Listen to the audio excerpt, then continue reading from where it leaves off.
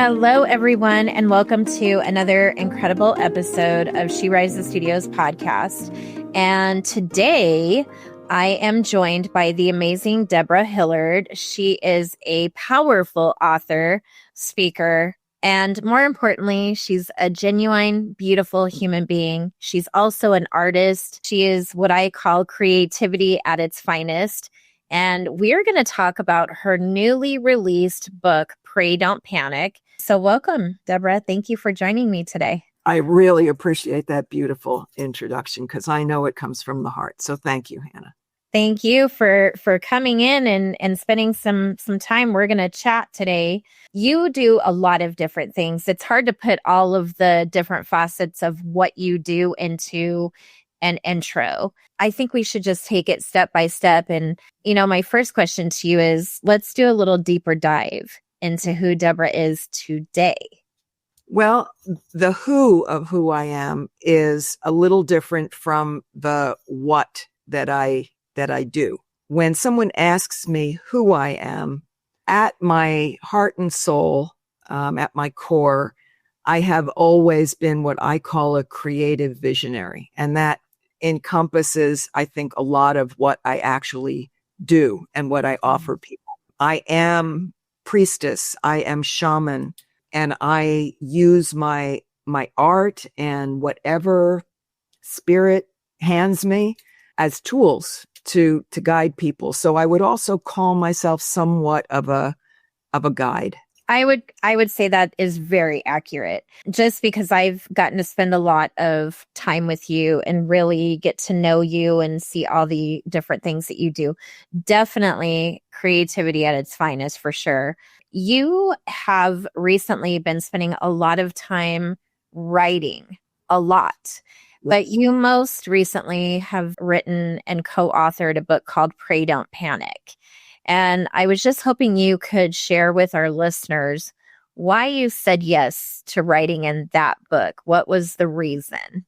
Well, I think, in short, having been raised in a family where fear sort of permeated, the energy around me, I grew up as a very anxious child. Fear was just kind of in my cells. And what I realized getting older was that fear, the basic fear, was all the same. And it was this fear of being dismissed, of having no value, in the book, I write about my fear of aging, but what I realized was that it wasn't really about aging. It was about not being valued.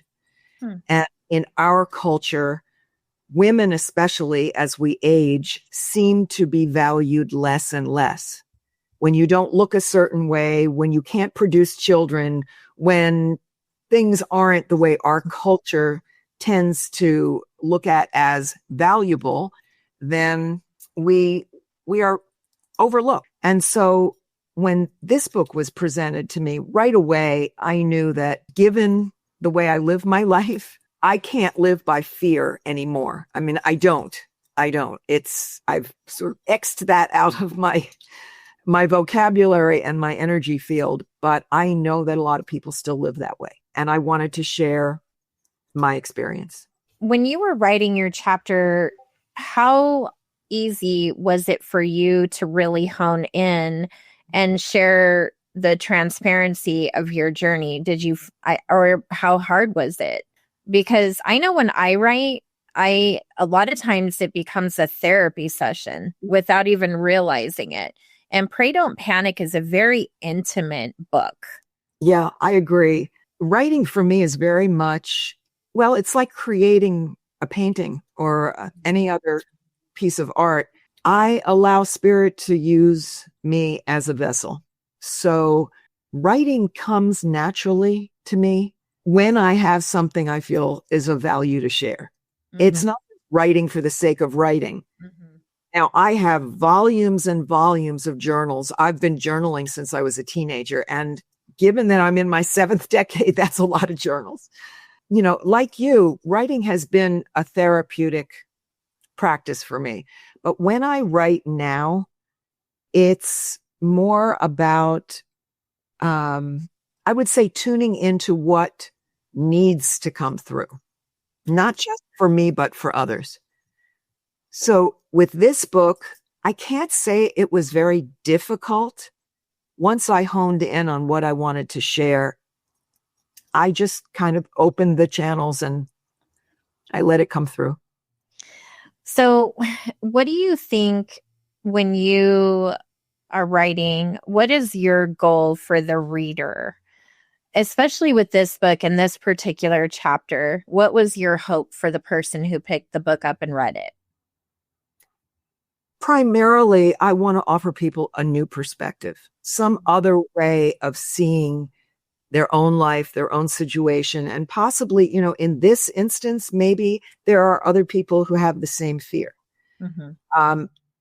For me, in particular, with this chapter, given that I was able to hone in on what that fear actually was, like what was underneath it, it Mm-hmm. was really a fear of aging. And I know that a lot of people, a lot of women especially, have that fear. And so I wanted to offer another perspective that maybe it wasn't age itself. Maybe it was something deeper underneath that. I think that reading your chapter and just knowing you, I could see where you would have thought some of that thought of the fear of age. I think a lot of times, a lot of us in the book are in season 2 in life, right? And life looks different. The perspective of life looks different. You actually identified a lot of fears that women think about. We're supposed to look a certain way. We're supposed to be a certain way. We're supposed to have children. We're supposed to have all these different things. But really, what I think we're supposed to do is love ourselves first and foremost, and really know that no matter what we can or can't do, we're still worthy. The things that we can't do don't define our worth, and the things we can do don't define our worth. And that's kind of what my takeaway was when reading yours and some of the other contributors to the book, and also really honing in and saying, like, look, you have two choices. You can pray or you can panic, but you really can't do both together. So which aspect, which side of the fence are you going to do? And so you do other things too that you find therapeutic in your art.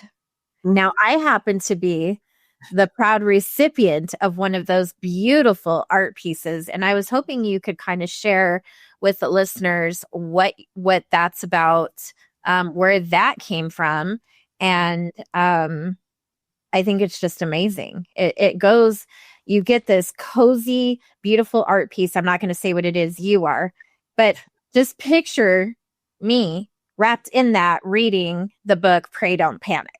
You can imagine the beauty in all of that. Yeah. Well, just hearing you say that makes me kind of emotional because the way I live my life and the way I create is a prayer. Mm-hmm. When I send a piece of my work out into the world, it is a prayer. It's a prayer for that person, and not just that person, but everyone that person then touches. It's a way of me spreading spirit throughout the world. The piece that you're speaking of is called A Soul Rapture. And I do something called soul portraits, which can be done either on canvas or yours happens to be on a piece of fabric. And the beauty of doing them the way I did it for you is that it engages your senses in a way that I find, and you can tell me your experience with your piece, that when you feel it on your body, your cells begin to resonate with the energy in that piece and feel you feel yourself in a different way. Um it's like your body's waking up to memories of who you are so far beyond what your mind can conceive. Mm-hmm. I had a woman in my studio recently. I mean, this is just one of those examples. I can't explain how this works, but she walked around, tried on a few different things, and she gravitated towards a piece and put it on and just started sharing things with me. And she says, I don't know what it is, but just having this on, suddenly I feel more like myself. I haven't talked about this in ages. Huh. It was like, I don't know how it happens, but it does. And I've stopped questioning, you Yeah. know, I don't have the words. So my art is a spiritual practice. When I write, when I create anything, it is a spiritual practice, and it is my way of sharing the gifts that Spirit has given me. Hmm. We're all here with certain unique gifts. And honestly, it's taken me 70 plus years to hone in on how I'm supposed to be using mine. And this is not something I would have necessarily imagined myself doing in my younger years. Mm-hmm. It just took a lot of work to get here. That's why I always say season 2, I think, is so much different than season 1 of life, because we have more experience, we have more wisdom, we have more emotion. Like, there's way more perspective, way more creativity. Like, there's all these different things, but in describing the art and the piece that you made for me personally, I got to walk through the process with you, and it's a very thought-provoking process. The questions that you ask are not normal day-to-day questions a person would, and it's to get a deeper understanding of the piece that you're going to create for the person. And I thought it was a very beautiful process, because it's not prying. It's more of you gaining understanding. And like you're saying, you're following the guide. And I know for me, my piece was spot on. In fact, it's so spot on that even my grandson, and I think I shared this with you, fights with me for that blanket. And so the funny thing is I shared with you, I love Stevie Nicks, and we had a conversation about that and the connection to my mom. Now, my grandson is 8 years old, and he loves Stevie Nicks too. Mm-hmm. And so, like, there's so many different things. So, like, when you're describing that woman who's in your studio, she gravitates towards something. She doesn't know why, but it feels, I witnessed it with my grandson Mm-hmm. with that piece. And I thought, wow, and it's hard to capture those things, unless they're experiencing it. It's kind of hard to describe in this session. So I guess what I'm getting to is, for the listeners of this podcast, you should all connect with her and see the creativity, not only in the writing aspect, but the creativity in the art that she does, because it is absolutely beautiful. It is freeing. It's comforting. It's peaceful. And I think anyone who got their hands on it and would just be as fortunate as I have been with it. So now you've participated in several co-authored books, Yes. but you took the plunge and now you have a solo book coming out. Yeah. And I know we don't want to leak too much, but can you give our listeners a little bit of background on what that book is going to be about? Yes. If I can narrow it down. Okay. As I shared, it took many, many decades for me to get to where I am right now. And looking back over, and it's been 70 plus years. I'm more in my third phase, I would say. What I've realized is that the person that I was for the first 70 years of my life I now call my mother. Mm-hmm.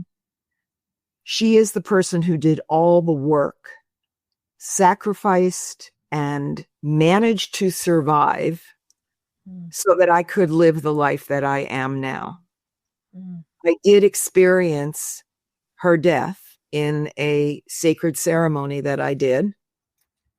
And the book is a chronicle of those 7 decades, culminating in that ceremony. But it tells her story, and I speak her, my mother, Mm-hmm. her story through her art, her poetry, and her prose. It's kind of a back and forth between me speaking and her speaking. And, I'm sitting in my studio right now surrounded by her paintings. Mm-hmm. And I realized that when I went to write the book, that her paintings, you talk about journaling, Mm-hmm. are a visual journal. They were Spirit's way of guiding her through this process of remembering the truth of who she was. Mm. Each one, another piece, another soul portrait, another breadcrumb to follow. And so the book is filled with images of her paintings, her poetry, and writing. It's an unusual book, something that you can open at any page and glean value from. So it's not necessarily chronological, but it does give you a lot of history into the who, the why, and the journey. It's called Remembering Myself, A Journey Through the Threads of Time. So I'm editing it now. It's 700 plus pages. So there's a lot of, I'm literally spreading it out and looking at where things need, threading the tapestry, because this is a really, really important personal book for me. Well, this is your legacy.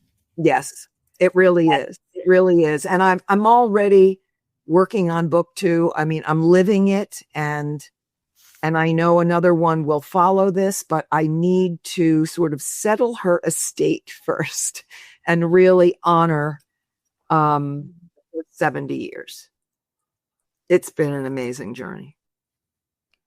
So, for listeners, I know they can't see you, but you do not look anywhere near the age that you are. And I'm sure you hear this a lot.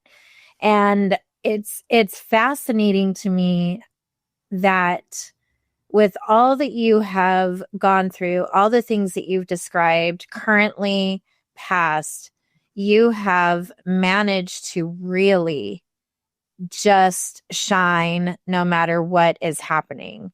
You look very young. I'm sure you hear this quite a bit. Your thinking is younger, your movement, your energy. And so when I was hearing you say, the fear that you thought it was the age, but it's not the age, it's the other. Now that you've written that chapter in Pray Don't Panic, how do you feel about that fear now? That fear has not been with me for a while now. I would say that especially in the last couple of years, after my 70th birthday, there was something about turning 70 that really, really was not like any other decade. I am more myself, fuller and richer in who I am than I've ever been. There is no one now that could convince me of that I am not valuable But I had to reach that point myself. Mm-hmm. The inner work. Mm-hmm. It's the who that I keep going back to.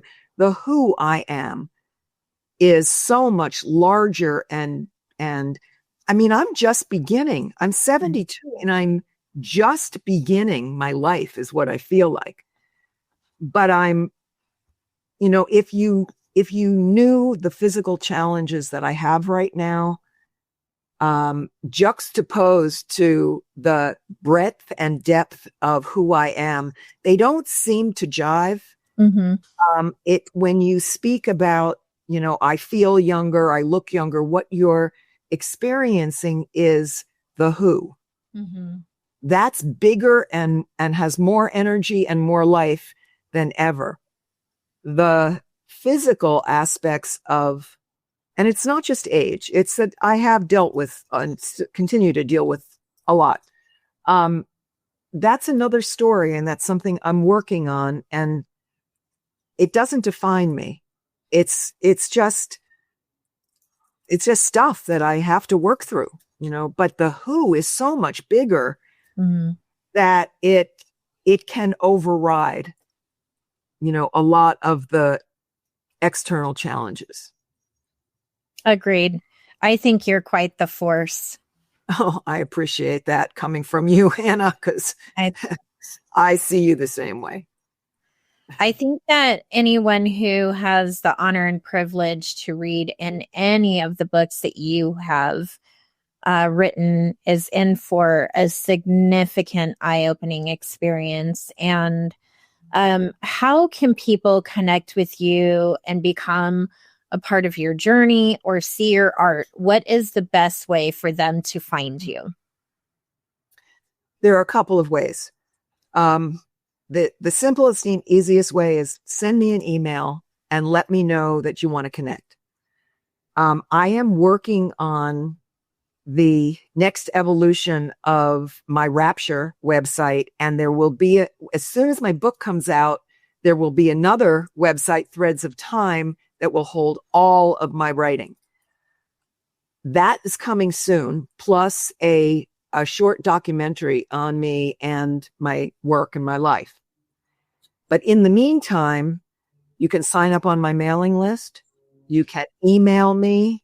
You can connect with me on either Facebook or Instagram or LinkedIn. I'm available on a lot of different channels. Pick up the phone and call me. I'm happy to have a conversation.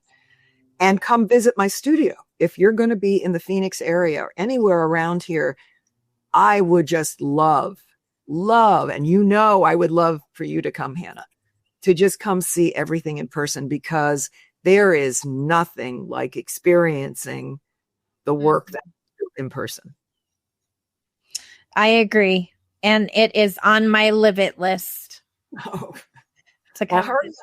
hurry up. I want to see you soon. Well, I want to thank you for spending time with me today, discussing your book, Pray Don't Panic, and just the upcoming things you're doing, your art, creativity, and just the nuggets that you have dropped today.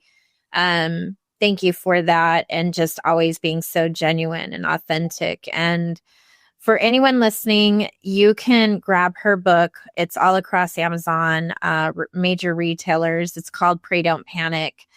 You can also take this podcast and share it to others. We will provide the ways to connect with Deborah in the show notes.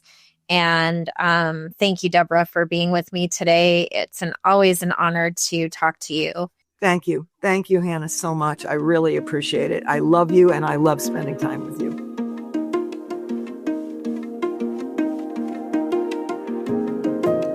Thank you all so much for joining another episode of She Rises Studios podcast. Please follow us online at She Rises Studios. You can also visit our website at www.sherisesstudios.com.